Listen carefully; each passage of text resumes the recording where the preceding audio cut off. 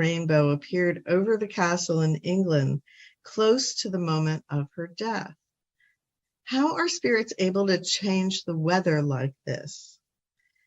I know that you've said that weather is a reflection of the emotional state of our collective consciousness, and there is usually a lot of emotion when a loved person passes. Is the spirit able to direct this emotion somehow into the expression of the weather? Yes, it is a reflection back to those who are giving their hearts to that particular person who has crossed. So the idea is that the vibration of the collective emotion, being very powerful and able to shift weather in certain ways, can in some senses be directed by the spirit like a focusing lens to reflect back to the physical world the representation of their greater soul, their oversoul.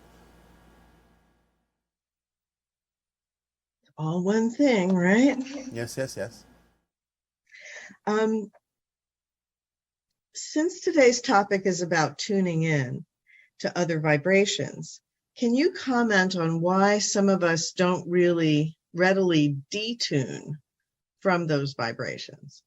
When we can't detune, is it easy to lose our sense of who we really are? What are the common beliefs that would help us and stay enmeshed in other people's vibrations in an unhealthy way? Well, there can be many beliefs that will do that, both from positive and negative sources of beliefs. You have to examine yourself to find out, because it's not that you can't detune, it's that you won't detune. So you have to find the belief system reason why you believe it's necessary to stay aligned or locked in to a certain vibration of another individual.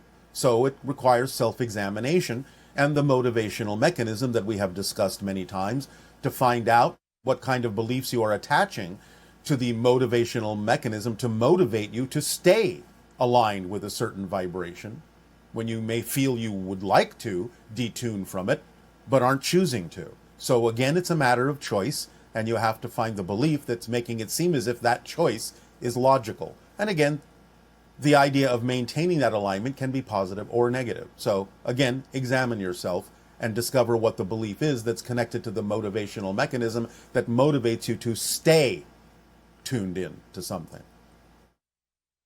So it's almost like we have this apparatus within us that is constantly looking at what to tune into. Yes. And it can be past life kinds of things where you tune into Cleopatra, so to speak. So to speak. And, now you're communing with that particular vibration and experiencing things along that. Or you can tune into another human. Yes. And you can use it any way you want. Like, even if you tune into a very positive human, you could use that in a negative way by having self-worth issues in comparison to another vibration. Absolutely. Remember, your greatest power is the freedom to choose. So you can use things however you wish. But it's very natural to us to constantly look for new things to tune into, in a sense. Well, you have to kind of constantly do that as a natural mechanism in order to experience your physical reality. And then whatever you tune into, it's up to you to have a positive interpretation of it, as well as to stay in a centered state with it. Yes. Otherwise, it may not necessarily give you the benefit that it could. So that's your precision with the formula. Always. So this person is asking, what is the best way to get into the similar or same frequency or resonance to receive messages from higher vibrational beings or spirits? Love them. Love them passionately. Allow the idea to move you, to transport you, of making those connections. Of course, as always, follow the formula because it contains all the things you need to connect to anything that's relevant for you in your life. But the bottom line is, remember, as we have described in telepathy, it's love, the vibration of love and resonating and identifying with something passionately that allows you to have the same thoughts at the same time and thus create the message within your own mind that is intended to be sent from another consciousness. And could you help us understand more about parallel realities?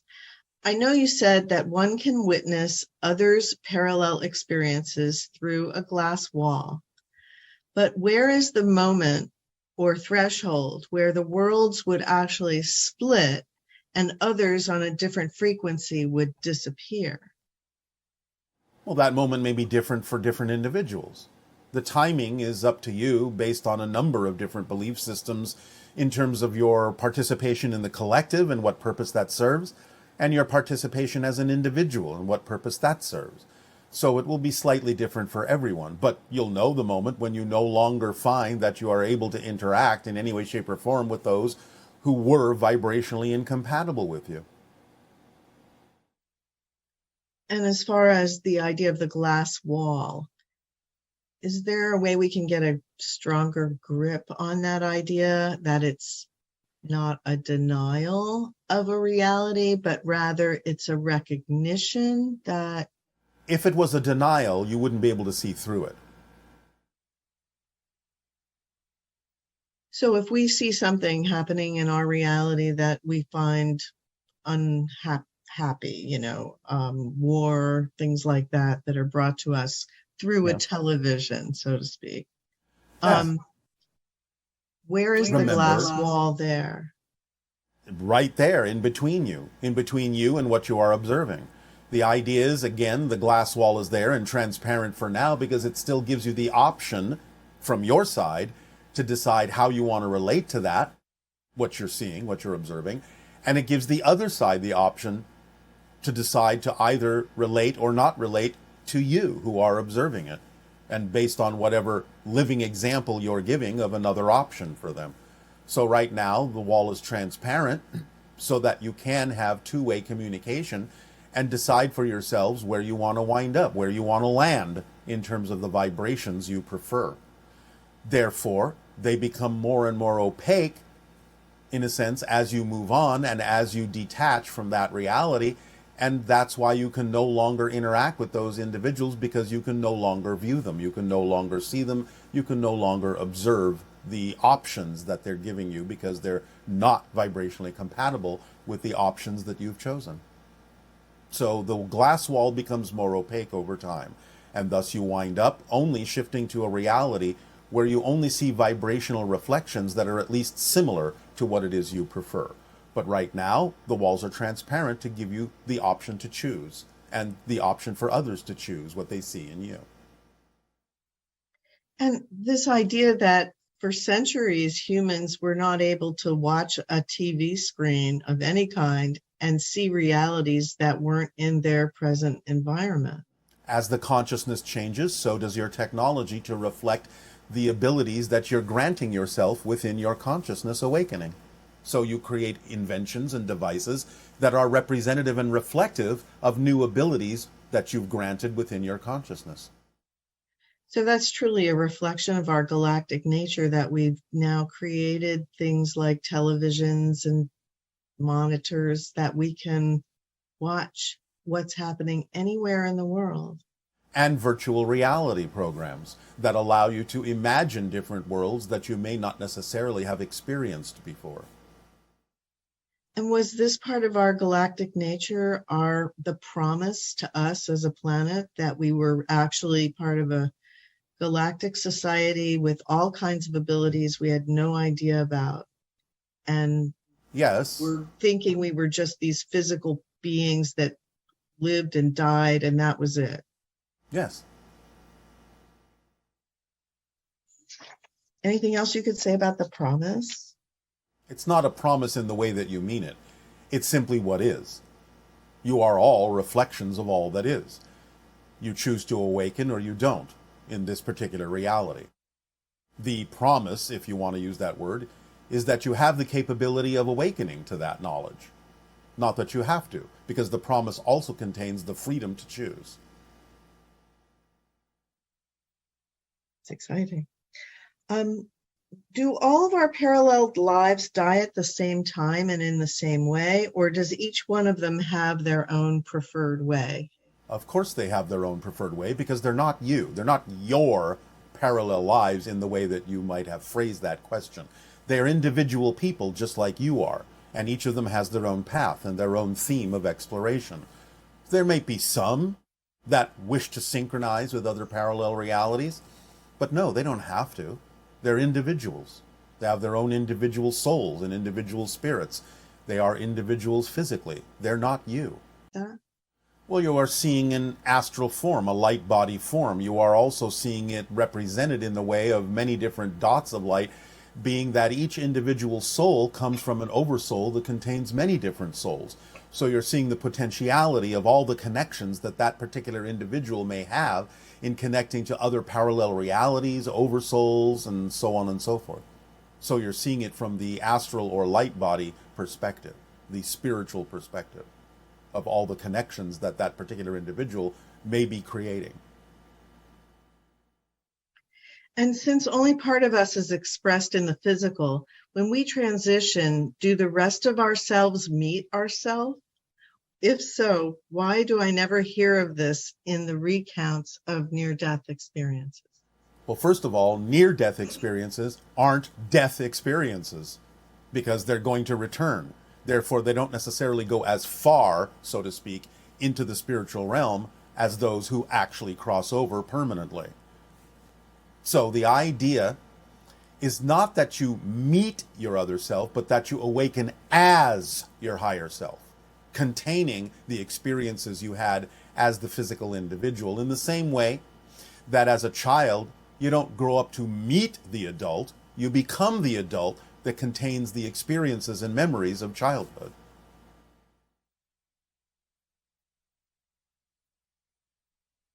Since 1991, you've often mentioned the 330 cycles per second as being the threshold. No. 333,000 cycles per second as the threshold between physical and non-physical reality. And the vibration being the difference between third and fourth dimension. No. Between third, fourth, and fifth. Remember, you are in the fourth dimension. The idea is that fourth density is a higher version of physical reality, which is still the fourth dimension.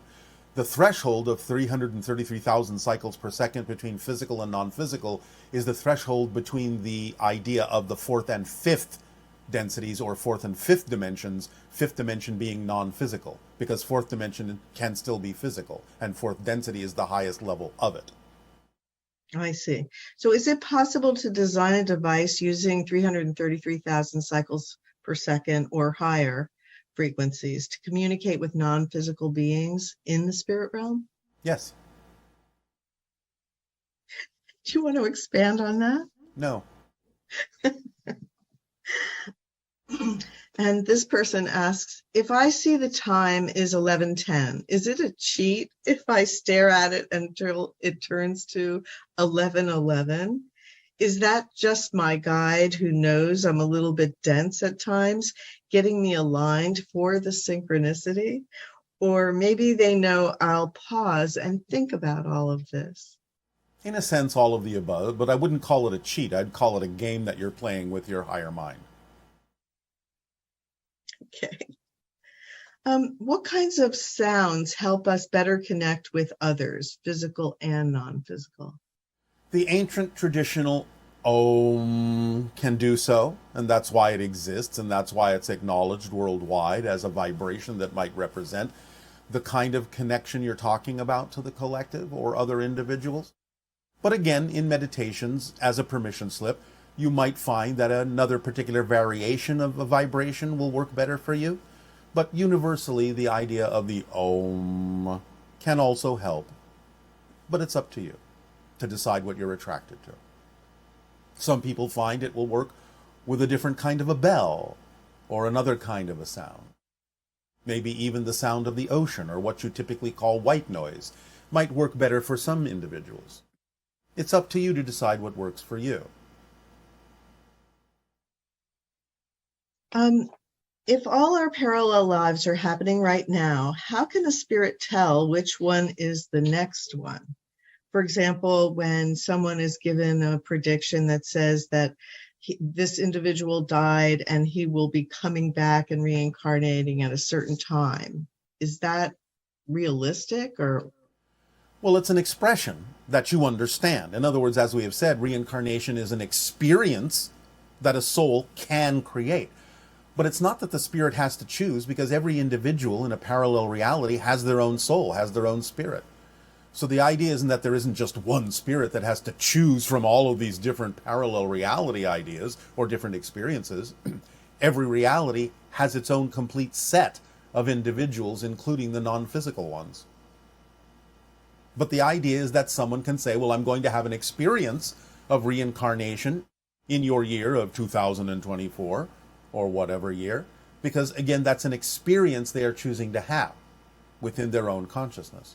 And so they're sort of simply relating to you the idea of the different pattern of focus and perspective that they're creating or will create for themselves, linearly speaking, in linear terms. Okay, thank you. Yeah. This individual would like to know, how do I get into the gamma state more often? By following your passion. Because when you're in your passion, when you're doing what you love to do, you're automatically in the gamma state. So follow the formula. It's designed to put you in the gamma state. Okay, and is the distortion of time a symptom of vibrational acceleration? Yes, because you are creating your perception of time anyway. So as soon as you change your vibration, your perception of space and time can also shift. And how do we reprogram our subconscious mind? To do what? It's not elaborated upon. Oh, all right.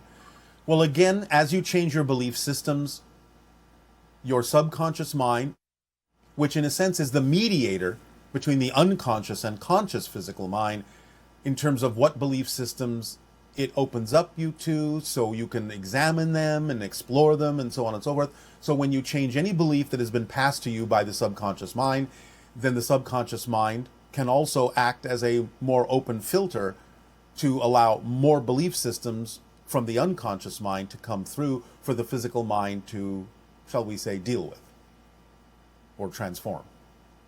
So by changing what the conscious mind and its relation to belief systems is all about, you also change what's going on in the subconscious mind, which is simply doing its duty of transferring things from the unconscious to the conscious mind. But subconscious mind is more like a pass-through rather than a reservoir. It's the unconscious mind that's the reservoir. The subconscious mind is the valve through which things in the unconscious can pass through to the conscious mind to be examined, explored, and perhaps transformed. Okay, and how can I tell the difference between a negative belief generating a negative feeling versus old negative energy releasing itself from the system? Or is a negative belief always responsible for every negative feeling? Well, you've kind of said the same thing, because all you're talking about is a process of releasing negative beliefs that might allow you to feel the negative feelings. So you're talking about a process of knowing that the negative belief created the negative feeling, but are in the process of letting it go, and therefore may feel it temporarily until you truly let it go and the feeling transforms. So you're really talking about different phases of dealing with a negative belief that is creating a negative feeling. But it's always a negative belief that generates a negative feeling whenever you have a negative feeling. Generally speaking, yes, there may be a few exceptions, but not many. The exceptions would only happen if there is a purpose for processing a negative belief in a certain way that allows you to feel the negative feeling for a particular reason, but that can be looked at as a positive process.